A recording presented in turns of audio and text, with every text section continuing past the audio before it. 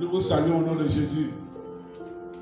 Oui, ce matin, nous nous retrouvons afin de partager le thème qui est l'apostasie, un danger qui menace le chrétien. Oui, ce message, nous allons l'envoyer en deux parties. Alors, bien aimé, dans les derniers temps, avant le retour de Jésus-Christ, de grandes difficultés fondront sur l'homme. Et sûrement, beaucoup de chrétiens abandonnent la foi. Ce phénomène est appelé apostasie. Alors, à ce propos, le Seigneur Jésus a dit ceci, sous forme de question. Quand le Fils de l'homme viendra-t-il, trouvera-t-il la foi sur la terre? Luc 18, verset 8. Cela signifie, au retour de Christ, trouvera-t-il des hommes ou des chrétiens qui lui resteront fidèles? Alors, un pasteur chinois qui vit dans la persécution a dit tout récemment que Dieu permet le Covid-19 ou le coronavirus pour filtrer son église. En cette période de Covid-19, beaucoup de chrétiens ont refroidi.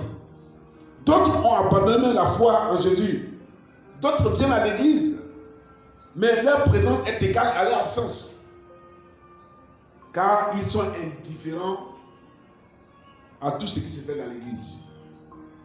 Alors bien aimé, ce matin,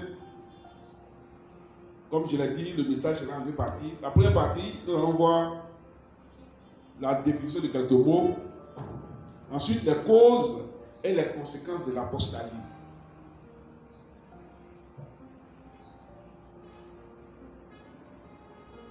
Alors,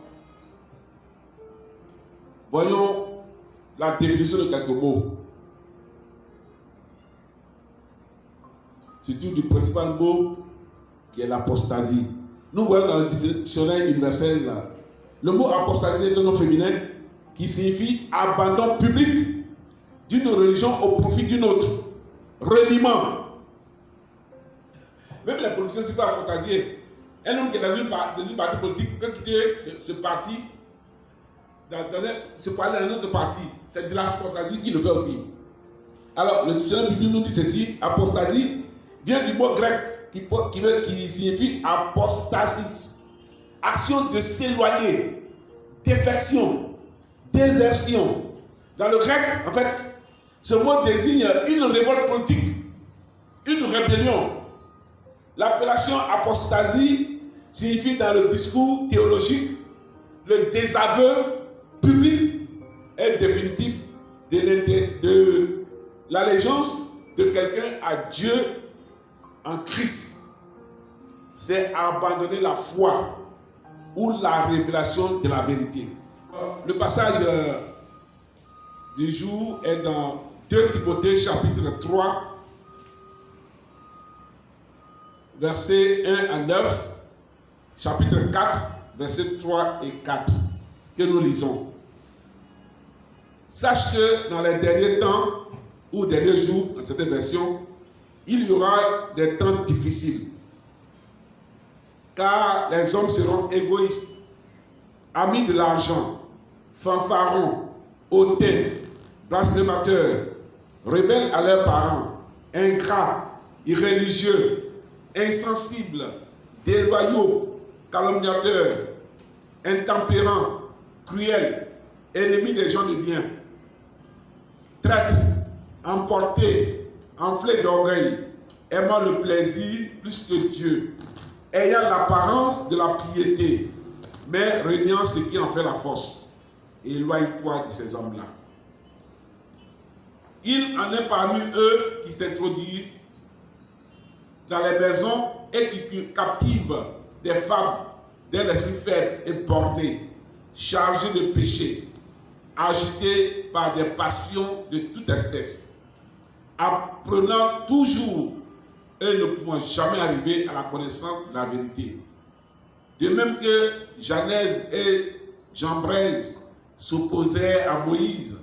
De même, ces hommes s'opposent à la vérité, étant corrompus d'entendement, réprouvrés en ce qui concerne la foi. Mais ils ne feront pas de plus grands progrès, car leur folie sera manifeste pour tous, comme le fut celle de ces deux hommes. Chapitre 4, versets 3 et 4. Car il viendra un temps où les hommes ne supporteront pas la saine doctrine, mais ayant la démangeaison d'entendre les choses agréables, ils se donneront une foule de docteurs selon leurs propres désirs, détourneront l'oreille de la vérité et se tourneront vers les fables. Bien-aimés, voilà ici lu le passage du jour. Alors, nous voulons voir la définition et les causes et les conséquences de l'apostat. C'est ça la première partie de notre message ce jour. Alors, définition, oui, nous allons utiliser le dictionnaire universel qui dit apostasie signifie abandon public d'une religion au profit d'une autre. Reniement. Même l'apostasie se voit aussi dans la politique. Hein. Celui qui quitte un parti politique pour un autre, c'est l'apostasie. Alors, le nouveau système biblique dit ceci. Apostasie vient du grec apostasis. Action de s'éloigner, défection, désertion. Dans le grec, ce mot désigne une révolte politique, une rébellion. L'appellation apostasie signifie dans le discours théologique le désaveu public et définitif de l'allégeance de quelqu'un à Dieu en Christ. C'est abandonner la foi ou la révélation de la vérité. Alors, l'équivoque que nous voulons lever ici, c'est que l'apostasie diffère de l'erreur, qui est généralement le résultat de l'ignorance ou encore de l'hérésie, qui peut être le piège du diable. Alors, ces deux états peuvent coexister avec la foi. C'est-à-dire l'erreur et l'hérésie peuvent coexister avec la foi. Mais l'apostasie est très différente. Alors, quelles sont les causes de l'apostasie? Donc, le premier point, les causes de l'apostasie. Bien aimé, les causes de l'apostasie sont nombreuses. Mais dans le travail que nous voulons vous présenter ce matin,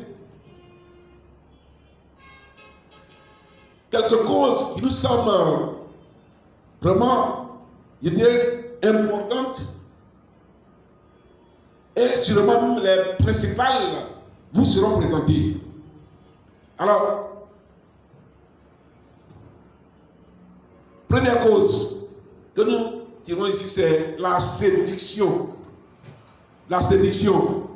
Nous lisons dans Matthieu, chapitre 24, versets 4 à 5. Jésus leur répondit, prenez garde que personne ne vous séduise, car plusieurs viendront sous mon nom, disant, c'est moi qui suis le Christ, et ils séduiront beaucoup de gens. La séduction a toujours pour auteur quelqu'un qui nous veut du mal.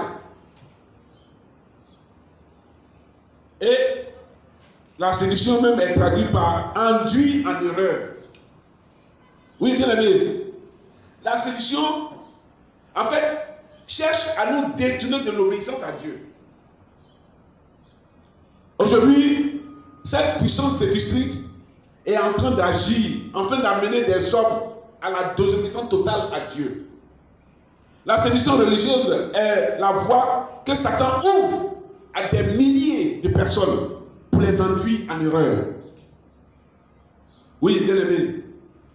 En ces temps-ci, nous devons faire très attention. Il y a des sectes pernicieuses. Quand elles viennent, souvent, elles affichent le nom de Christ. Alors que ce qui est derrière c'est les choses sataniques. Alors nous devons faire très attention à cette période-là. Souvent, il y a des croisades de prières et de miracles qui font courir les hommes un peu partout. Parce que l'homme a soif de voir les miracles, a soif de voir les miracles. Et quand ils entendent cela, il y a des foules de personnes qui les suivent. Alors que ce qui est dedans ne vient pas de Dieu. Oui, aujourd'hui, des soi-disant prophètes qui annoncent des prophéties qui ne se réalisent jamais. Et souvent même ces prophéties mettent des divisions dans les familles. Des prophéties qui éloignent les personnes de leur famille, de leurs parents. Des prophéties même qui divisent les couples qui sont dans les foyers. Des prophéties qui amènent les hommes à divorcer de leurs femmes, des femmes de leurs époux. Bien-aimés, ouvrons nos yeux. Oui, des leaders religieux qui se font passer pour des sauveurs ou des chemins qui mènent à Dieu. Sans eux, personne ne peut atteindre Dieu. Ouvrons nos yeux. Ce n'est pas étonnant, puisque la Bible déclare que Satan se déguise en ange de lumière dans le but de séduire les croyants. 2 Corinthiens chapitre 11, verset 14. Alors, le séducteur par excellence est le diable. Oui, le diable est ces démons qui font miroiter le mal comme le bien aux yeux des hommes, afin de nous induire en erreur, afin de nous attirer sur le chemin de la perdition. En fait, la séduction, c'est pour nous amener à la perte. Adam et Ève ont été séduits. Satan les a séduits par la beauté du fruit qu'ils ont mangé. Aujourd'hui, plein de jeunes tombent dans le péché sensuel à cause de la séduction. La Bible déclare que ce n'est pas étonnant que Satan lui se déguise en ange de lumière. Il peut venir sous forme d'ange pour nous parler. Il va nous faire croire parler de la part de Dieu. Mais pour nous amener à tomber dans l'erreur. C'est pour ça que nous devons ouvrir nos yeux. Faites très attention.